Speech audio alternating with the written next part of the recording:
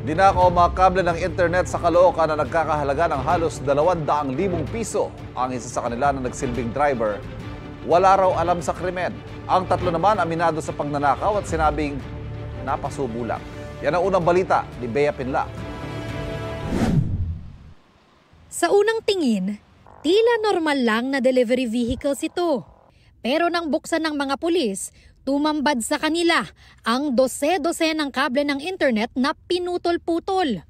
May nagsumbong daw sa rumorondang pulis kahapon ng madaling araw tungkol sa pagnanakaw ng kable sa Rizal Avenue sa Caloocan.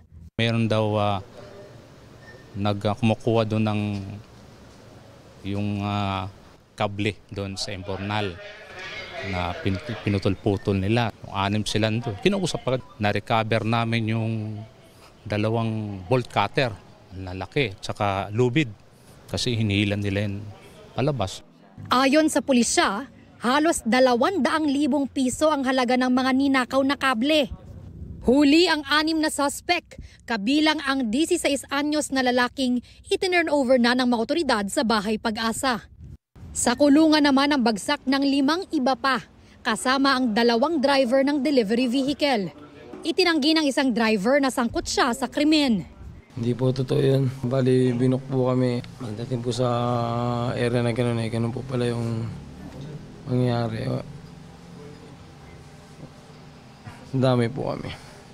Ang 3 pang ibang suspect, napadaan lang daw at inalok ng pera kapalit ng pagputol at pagtangay sa mga kable.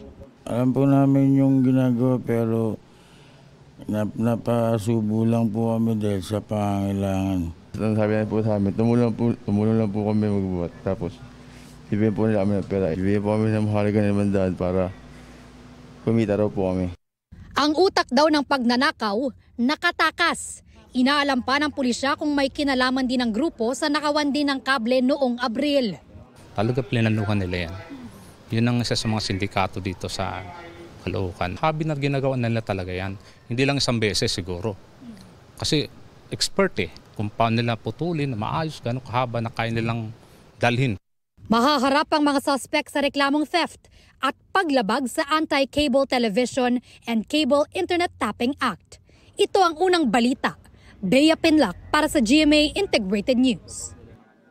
Kapuso, huwag magpapahuli sa latest news and updates. Mag-iuna ka sa balita at mag-subscribe sa YouTube channel ng GMA Integrated News.